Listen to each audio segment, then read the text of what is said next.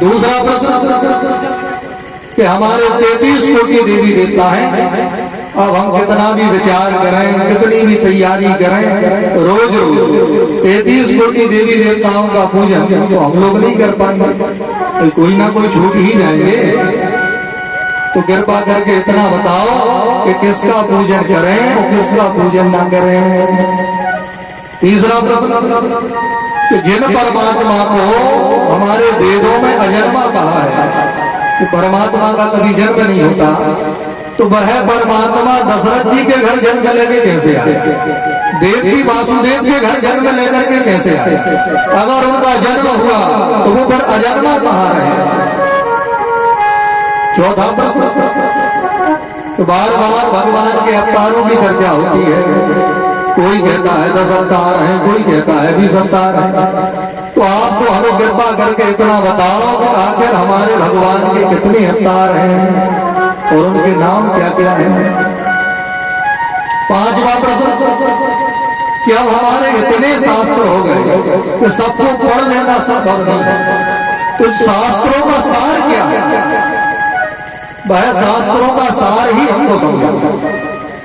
छठवां प्रश्न, तो भगवान ने गीता में बड़ी सुंदर बात कही, पवित्राणाम साधूनां विनाशाय च दुष्कृतां धर्म संस्थापनार्थाय संभवामि युगे युगे। जब जब संसार में अधर्म पाप अत्याचार बढ़ जाता है तो भगवान कह रहे हैं तब तब मैं धर्म की स्थापना करने इस धरा धाम पर अवतार लेकर के आता हूँ। भगवान ने कही बात और भगवान ने ही कही तो हमने इसी बात को सत्य माना। तो भगवान जब द्वापर में कृष्ण अवतार लेकर के आए तो अवतार होते ही धर्म तुरंत भगवान के शरण में चला गया, क्योंकि ठाकुर जी धर्म की स्थापना करने आए थे, धर्म संस्थापनार्थाय। लेकिन भगवान जब अपनी लीला संपन्न करके अपने गोलोक धाम को चले गए तो फिर धर्म कहाँ गया? कोई धर्म तो बेसहारा हो गया होगा भगवान के जाने के बाद में, तो धर्म कहाँ गया? धर्म को किसने शरण दी? ये हमारे 6 प्रश्न हैं और इन्हीं 6 प्रश्नों के उत्तर आप हमें दे दो। महात्माओं के प्रश्नों को सुनकर श्री सूत जी महाराज बड़े प्रसन्न हुए और प्रसन्न होकर के कहा, ऋषियों आपने समाज के हित के लिए जो हमसे 6 बातें पूछी हैं, मैं जानता हूँ कि जो आप मुझसे पूछ रहे हो इन सभी बातों का ज्ञान आपको भी है। इन महात्माओं ने सभी वेद पढ़े हैं, पुराण पढ़े हैं, उपनिषद पढ़े हैं, शास्त्रों का ज्ञान इनको है, ये तो सब जानते हैं। हम लोग जानते हैं, हम संसारिक लोगों के लिए ही महात्माओं ने 6 प्रश्न किए हैं। सूत जी ने कहा मैं जरूर उत्तर दूंगा, लेकिन उसके पहले हम हमारे गुरु जी का तो ध्यान कर लें। सूत जी कह रहे हैं परम आदरणीय परमहंस संत शिरोमणि श्री सुखदेव भगवान का मैं ध्यान करना चाहता हूँ। सुखदेव जी का ध्यान किया, तो आइए हम सब लोग भी सुखदेव जी महाराज को प्रणाम करें। यम यम प्रवजन तमपेत कृत्यम द्वैपायनो विरहता तरया जुहावा पुत्रेति तन्मय दया तरवो विनेदुषु त्वं सर्वभूत हृदयं मुनिमानतोऽस्मि। बोलो सुखदेव भगवान की। कौन है सुखदेव? महर्षि वेदव्यास और श्री विटका देवी के पुत्र, जो 12 वर्षों तक माता जी के गर्भ में ही रहे। 12 वर्षों तक। 12वें वर्ष में भगवान नारायण ने ही आकर के कहा कि बेटा मेरी माया का असर बिल्कुल तेरे ऊपर नहीं होगा। मैया के गर्भ में ही जिन्होंने भगवान के दर्शन किए भाई हम लोगों का तो पूरा जीवन निकल जाता है तो भी हम प्रभु को नहीं देख पाते। परम आदरणीय सुखदेव भगवान, इनका जन्म नहीं हुआ, मातृ गर्भ में ही प्रभु को जाकर के दर्शन देने पड़े। माया मुक्त होने का वचन ठाकुर जी ने दिया तो 12 वर्ष के बाद उन्होंने जन्म लिया। जन्म लेते ही एक मिनट भी घर में नहीं रुके। जन्म लेते ही जिनकी 12 वर्ष की अवस्था, चेहरे पर दिव्य तेज, घुंघराली सी अलकावलियां, जो भी देखे तो नजरें ही ना हटाता। ऐसे सुखदेव भगवान जन्म लेते ही भागे जंगल की ओर, दौड़ लगा दी। बिहार जी महाराज पीछे बेटा बेटा कह के दौड़ रहे हैं। अरे बेटा ठहर जाओ, रुक जाओ, तुम्हारी मैया बुला रही है।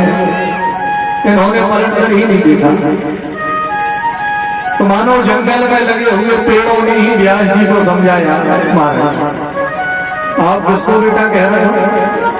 सुखदेव तो माता पिता भाई बहन बेटा बेटी के संबंध इनमें वो रचना है जिसके ऊपर माया का असर होता है। तुम्हारा पुत्र माया मुक्त है, वो इन संबंधों में फंसने वाला नहीं है, क्योंकि वो तो जानता है कि यहाँ ना कोई किसी का पिता है ना कोई किसी का बेटा है, सब अपने अपने कर्मों का हिसाब किताब करने आए। जो माया मुक्त होता है उसका मन संसार की किसी भी विषय वस्तु में या किसी भी जीव प्राणी में बसता नहीं। तो जिनके ऊपर माया का असर होता है वो तो दिन रात किसी माया से बंधे रहते हैं। ऐसे समझो इस बात को। पहले गांव में रामलीला होती थी, आपके गांव में भी होती होगी पुराने समय में, या कहीं गए तो हो गए रामलीला देखने। अब एक ही गांव के लोग, सब एक ही गांव के हैं, कोई राम बन गए, कोई रावण बन गए, कोई सीता जी बन गए, कोई लक्ष्मण जी बन गए, सब अलग अलग रूपों में बन करके अपना अभिनय। जैसे ही पर्दा खुला कि अब जो राम बने थे वो धनुष तान करके खड़े हो गए, तो देखने वालों को लग रहा है कि अभी रावण को मार डालेंगे। ऐसा अभिनय किया कि देखने वालों को सब सत्य लगा,